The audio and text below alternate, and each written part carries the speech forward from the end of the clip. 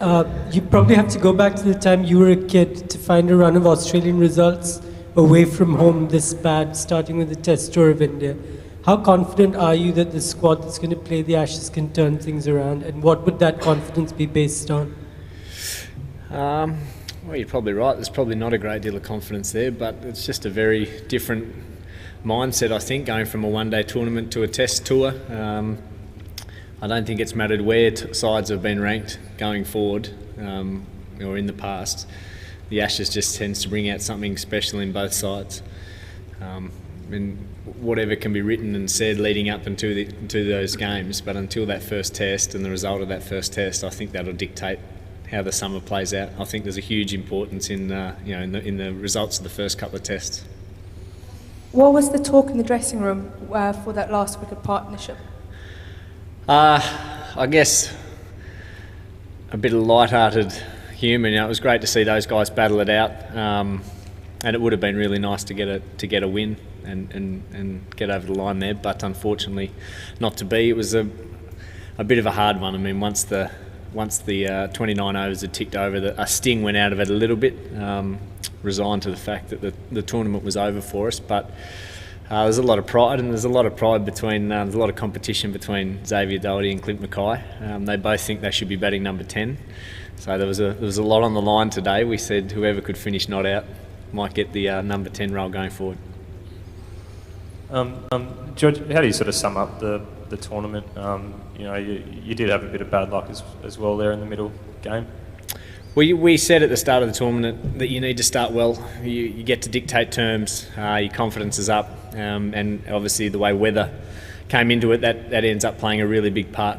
Yeah, I'd say there was a little bit of bad luck. We were really confident the score we had against New Zealand on that worn wicket was going to be enough. We thought we'd started really well, but I guess that's part of the game. There's not much you can do about that. I'll just ask you how the week's been for you being captain. I imagine it's been quite a challenge with the events that have happened. Well, I was only really captain again this morning when Pup was ruled out. It's been good having him back, and there was a real chance that he was going to play. Circumstances, I think, almost dictated that he didn't. I think if it had been a 50-over game, then he might have been a better chance to play. But the up in the air nature of how today was going to pan out probably played against him, as has the weather for the last couple of days. Trying to get some really good training under his belt, and it's been really difficult. Judge, how worried should Australia be about the disappointing form of Shane Watson and Phil Hughes, two of the better batsmen to play in the Ashes? For the Ashes? Yeah, leading up to the Ashes. Every batsman would like to be scoring runs, there's no doubt about that. But all of these guys will have to put this tournament behind them, whether they've scored runs or not, and just focus on going forward. And that's no different for an Australian player to any other international player. Everyone has form slumps, everyone has their ups and downs. As a team, I think there's a really big challenge that's going to be ahead of them in the next couple of months. And I think what Australia have done this time is that they've got a really good preparation. A couple of games against counties. I think a couple of the guys, the batters from this group, will maybe even join up and play the Australia A game that's due to start later this week. So there's going to be plenty of opportunity for those guys to get some match practice in. Plenty of opportunity to get lots of practice against the Duke's balls in. George, do you anticipate Michael Clarke playing in the first Ashes warm-up game against Somerset at Taunton next week? I've got no idea when that is. Well, it starts on Thursday next week. Yeah, I would imagine he would. Yeah, I mean, as I said, I think if he'd been able to get outside and get a bit more training under his belt in the last couple of days, if this had been a 50-over fixture in terms of us being able to play it as a 50-over fixture, I think he would have been a really good chance to play this game. Where do you think it all went wrong in this campaign? What do you sort of see as the worst aspect of the team? Losing, the way the net run rate works, losing to England by 45 runs hurt us. That seems to have been the thing, and that's disappointing.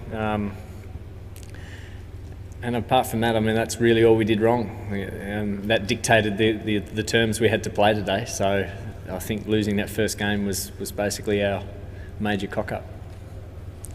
What's the positive you can take, or Australia can take into the Ashes from Champions Trophy, if there is any? I think James Faulkner's been really impressive.